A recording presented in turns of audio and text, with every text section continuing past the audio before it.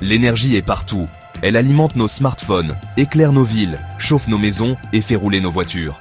Mais aujourd'hui, en ce 13 juin 2025, elle est bien plus que cela. Elle est devenue le principal champ de bataille du XXIe siècle, une arme silencieuse mais redoutable, capable de redessiner les alliances et de faire basculer des conflits. Les images de pipelines en feu, de centrales électriques bombardées ou de tankers naviguant sous haute surveillance ne sont plus des scènes de fiction. Elles sont le visage d'une nouvelle forme de guerre mondiale, une guerre où le contrôle des électrons et des molécules est aussi stratégique que celui des territoires. C'est une guerre froide d'un nouveau genre, plus complexe et plus globale que jamais. Ce n'est pas un hasard si les tensions géopolitiques les plus vives de notre époque ont pour toile de fond le contrôle des ressources énergétiques. Que ce soit le pétrole, le gaz naturel ou même l'électricité, leur possession et leur acheminement sont devenus des leviers de pouvoir immenses pour les États. Les grandes puissances l'ont bien compris et se livrent une compétition acharnée pour sécuriser leurs approvisionnements et affaiblir leurs rivaux. Cette lutte ne se mène plus seulement sur les champs de bataille traditionnels, avec des soldats et des chars. Elle se joue dans les salles de marché, les couloirs diplomatiques, les réseaux informatiques et au fond des océans, le long des câbles sous-marins qui transportent nos données et notre électricité. Cette guerre de l'énergie reconfigure complètement la carte du pouvoir mondial. Les anciens empires pétroliers voient maintenant leur influence contestée, tandis que de nouveaux acteurs émergent, ceux qui maîtrisent les technologies vertes et les métaux rares nécessaires à la transition énergétique. La dépendance au gaz russe a forcé l'Europe à repenser toute sa stratégie, tandis que la montée en puissance de la Chine sur les panneaux solaires et les batteries lui confère un avantage considérable. Chaque décision politique, chaque sanction économique, chaque innovation technologique est désormais analysée à travers le prisme de cette compétition énergétique. Comprendre ces enjeux, c'est détenir une clé essentielle pour décrypter le monde complexe dans lequel nous vivons. L'impact de cette guerre dépasse largement les cercles du pouvoir.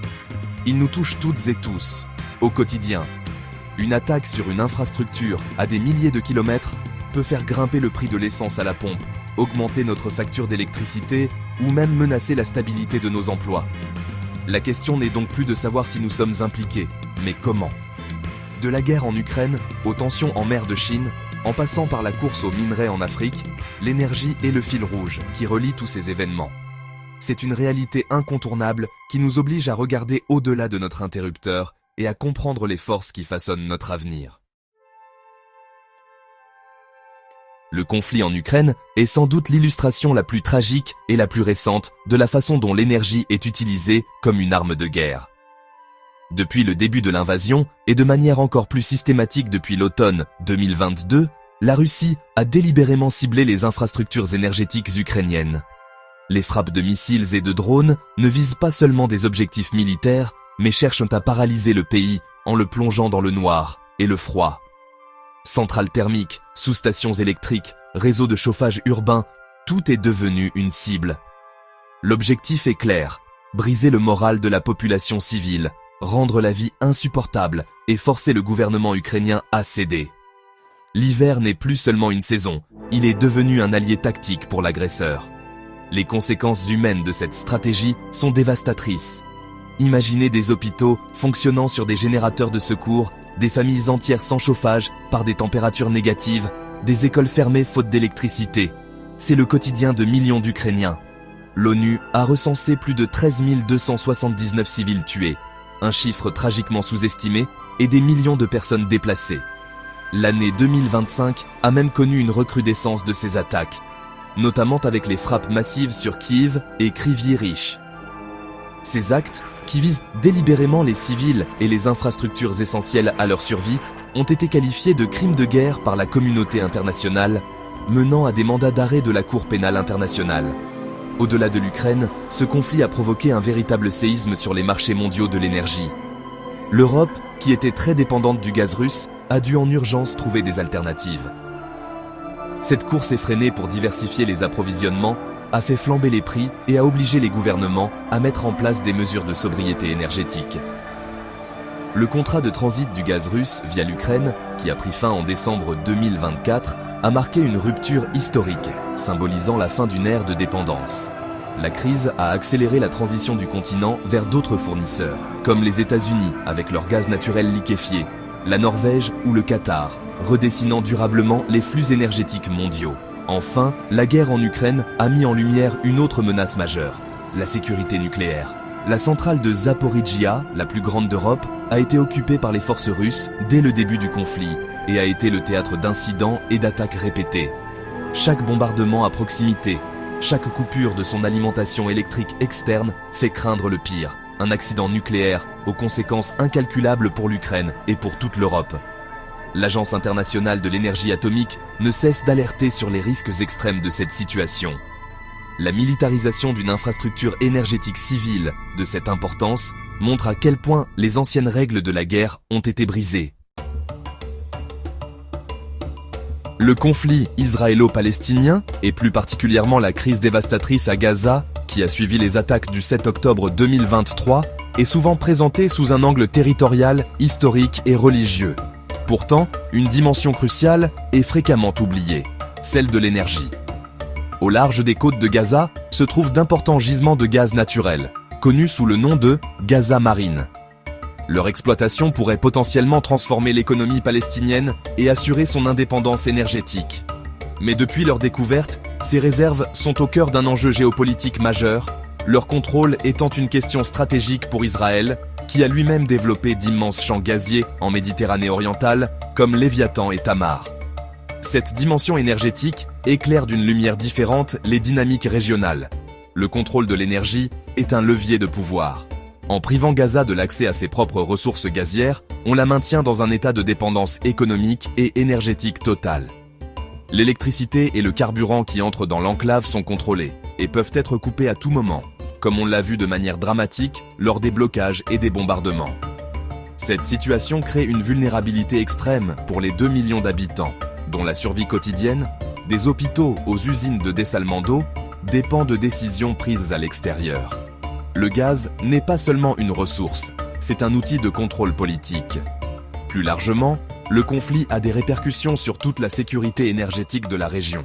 L'Iran, par exemple, a activé ce qu'il appelle son axe de la résistance, en soutenant des groupes comme le Hezbollah au Liban et les Houthis au Yémen.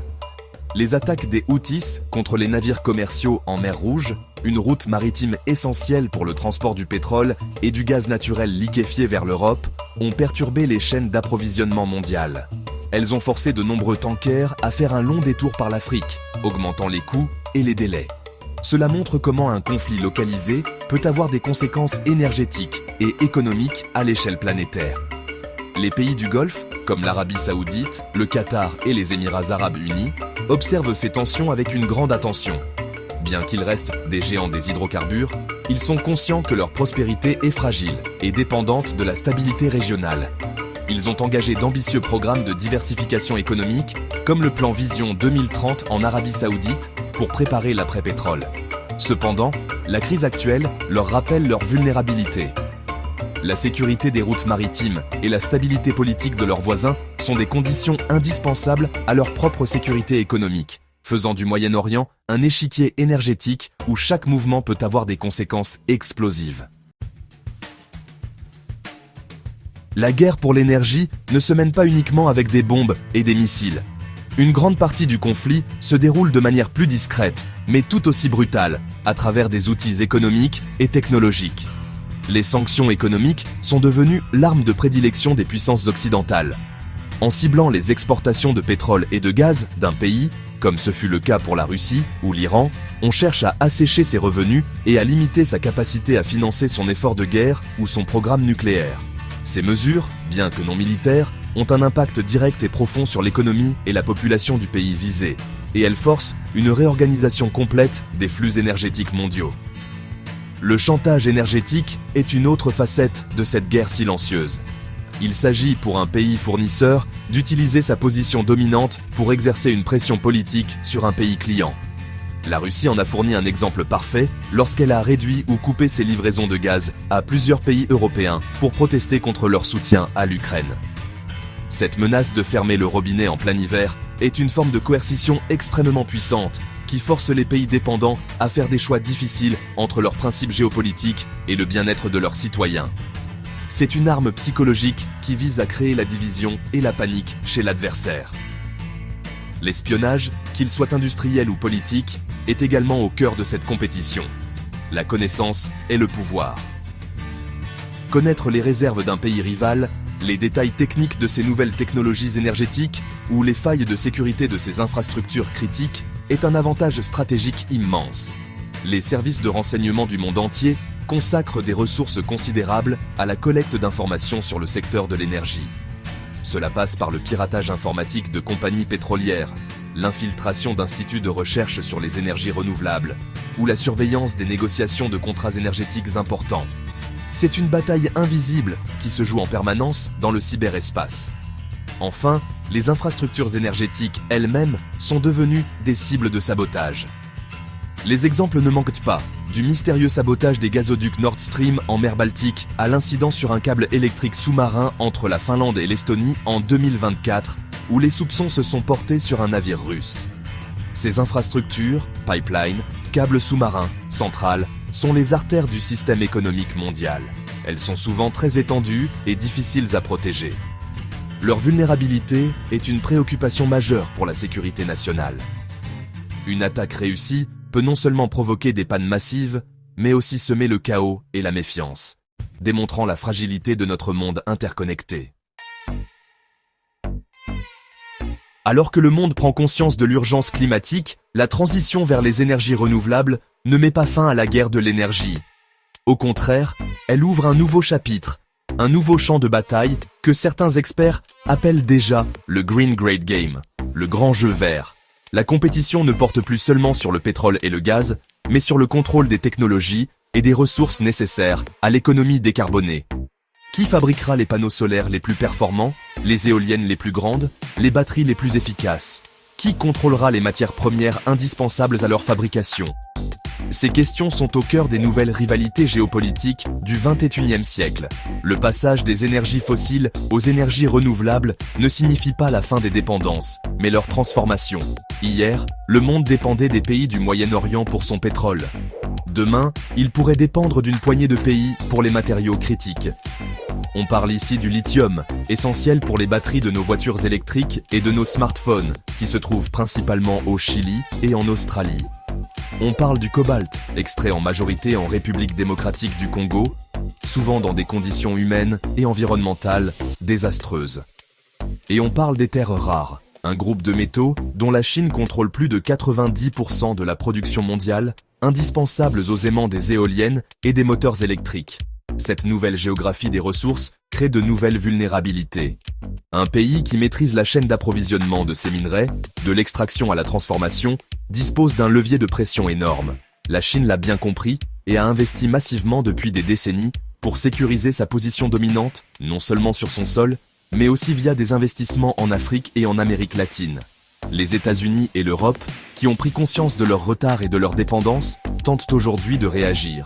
Ils cherchent à développer leurs propres filières d'extraction et de recyclage et à nouer de nouveaux partenariats stratégiques pour diversifier leurs sources d'approvisionnement. Cette bataille pour les matériaux critiques n'est qu'une partie de l'équation. L'autre est la maîtrise technologique. Il s'agit d'une course à l'innovation pour dominer les marchés de l'avenir, l'hydrogène vert, les solutions de stockage d'énergie, les réseaux électriques intelligents, ou encore la fusion nucléaire. Les pays qui réussiront à développer et à exporter ces technologies définiront les standards mondiaux et s'assureront une influence économique et politique durable. Le Green Great Game n'est donc pas seulement une compétition pour des ressources, c'est aussi une bataille pour l'intelligence, la recherche et le leadership industriel de demain. Les gagnants de cette course seront les nouvelles superpuissances énergétiques.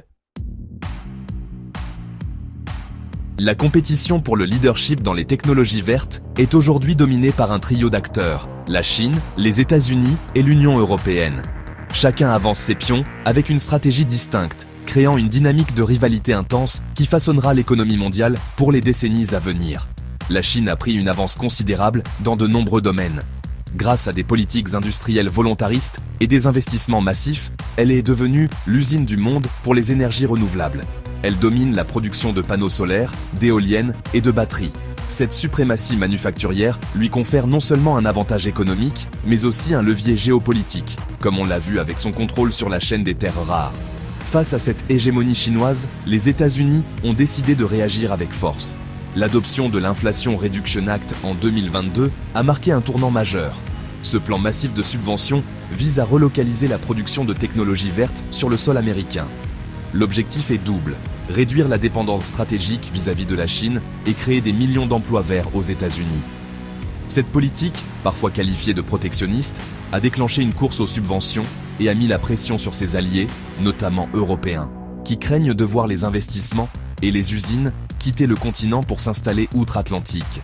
L'Amérique a clairement fait de la souveraineté technologique verte une priorité de sécurité nationale. L'Union européenne se retrouve prise en étau entre ces deux géants. Historiquement pionnière en matière d'ambition climatique et de régulation environnementale, elle peine à rivaliser sur le plan industriel. Son pacte vert fixe des objectifs très ambitieux de décarbonation, mais l'UE fait face à des coûts de l'énergie plus élevés et à une réglementation parfois plus complexe, ce qui peut freiner sa compétitivité. En réponse à l'IRA américain, l'Europe a lancé son propre plan, le Net Zero Industry Act, pour soutenir ses industries vertes. Elle mise sur ses points forts, comme la recherche et l'innovation dans des domaines de pointe comme l'hydrogène renouvelable ou l'éolien en mer, pour tenter de conserver son leadership technologique. Cette compétition à trois n'est pas sans risque. Elle pourrait mener à une fragmentation du marché mondial, avec des blocs technologiques concurrents et des guerres commerciales autour des normes et des subventions. Qui seront les gagnants et les perdants ? La Chine semble bien partie pour dominer la production de masse. Les États-Unis pourraient réussir leur pari de la relocalisation industrielle et l'Europe pourrait conserver une niche d'excellence dans les technologies de haute valeur ajoutée. Mais cette bataille pourrait aussi faire des victimes, les pays en développement, qui risquent de se retrouver dépendants des technologies et des financements de ces trois grands blocs, sans avoir les moyens de développer leur propre filière souveraine.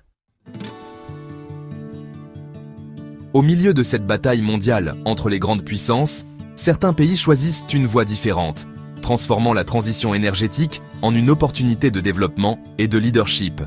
Le Maroc est sans doute l'un des exemples les plus remarquables. Confronté à une forte dépendance aux importations d'énergie fossile, le royaume a fait un choix stratégique audacieux il y a plus d'une décennie. Miser massivement sur ses ressources naturelles exceptionnelles, le soleil et le vent. Cette vision à long terme, portée au plus haut niveau de l'État, a permis de lancer des projets d'une ambition rare, qui positionnent aujourd'hui le Maroc comme un pionnier des énergies renouvelables sur le continent africain et dans le monde. L'exemple le plus emblématique de cette stratégie est le complexe solaire Noor Ouarzazate, l'une des plus grandes centrales solaires à concentration au monde. Visible depuis l'espace, ce projet pharaonique, situé aux portes du désert du Sahara, est un symbole puissant de l'ambition marocaine. Mais la stratégie du pays ne s'arrête pas là. D'immenses parcs éoliens ont été développés le long de la côte atlantique, profitant de vents puissants et réguliers. L'objectif du Maroc est clair, atteindre plus de 52% de sa capacité électrique installée à partir de sources renouvelables d'ici 2030, un des objectifs les plus ambitieux de la planète. C'est une manière de garantir sa souveraineté énergétique, de réduire ses émissions de gaz à effet de serre et de créer une nouvelle filière industrielle. Cette transformation ne se limite pas à la production d'électricité pour ses propres besoins. Le Maroc voit plus grand et se positionne comme un futur exportateur d'énergie verte vers l'Europe. Des projets de câbles sous-marins sont à l'étude pour transporter de l'électricité propre directement vers le Royaume-Uni ou l'Espagne. Le Royaume investit également massivement dans le développement d'une filière d'hydrogène vert, produit par électrolyse de l'eau grâce à l'énergie solaire et éolienne. Cet hydrogène pourrait ensuite être utilisé localement pour décarboner son industrie, notamment la production d'engrais, ou être exporté, faisant du Maroc un acteur clé de la future économie de l'hydrogène. La démarche marocaine montre qu'il existe une alternative à la confrontation. Au lieu de se battre pour les ressources du passé, le pays investit pour maîtriser les énergies du futur. Cette stratégie lui confère un soft power considérable, c'est-à-dire une influence diplomatique et une image positive sur la scène internationale. En devenant un leader de la transition énergétique, le Maroc démontre qu'un pays émergent peut se placer à l'avant-garde de l'innovation et proposer un modèle de développement durable. C'est la preuve qu'en matière d'énergie, la vision et l'audace peuvent être des atouts plus puissants que la seule possession de réserves de pétrole ou de gaz. Face à ce tableau d'une guerre énergétique mondiale, il est facile de céder au pessimisme. Les rivalités pour le contrôle des ressources, qu'elles soient fossiles ou renouvelables, semblent exacerber les tensions et mener inévitablement à des conflits. Pourtant, il existe une autre lecture possible. L'énergie, par sa nature même, pourrait aussi devenir un formidable vecteur de coopération et de paix. La raison est simple. Les plus grands défis énergétiques de notre temps, à commencer par le changement climatique, sont de nature globale.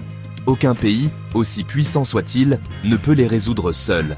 La nécessité de collaborer pourrait donc l'emporter sur la tentation de la confrontation. Prenons l'exemple des réseaux électriques. L'interconnexion des réseaux entre pays et même entre continents est une solution très efficace pour gérer la nature intermittente des énergies renouvelables. Quand le soleil ne brille pas en Allemagne, le vent souffle peut-être en Espagne ou en Norvège. En partageant l'électricité via des réseaux intelligents et transfrontaliers, on assure la stabilité du système pour tout le monde. On réduit les coûts et on accélère la sortie des énergies fossiles. De tels projets, comme les interconnexions entre l'Europe et l'Afrique du Nord, créent une interdépendance positive. Quand votre prospérité énergétique dépend de celle de votre voisin, vous avez tout intérêt à maintenir des relations pacifiques et stables. La recherche scientifique est un autre domaine où la coopération est essentielle.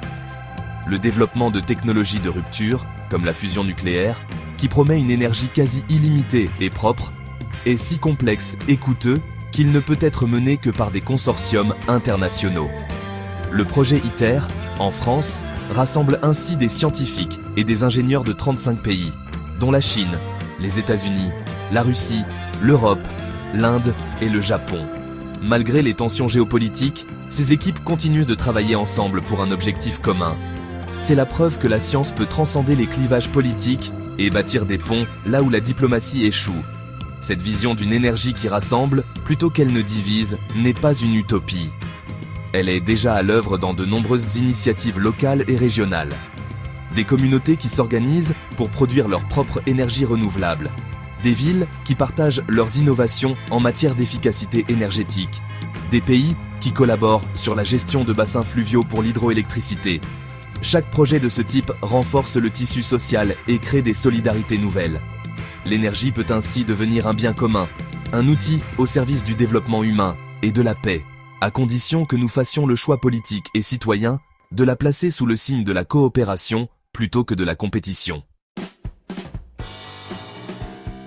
La grande guerre de l'énergie qui se joue sous nos yeux n'est pas une fatalité.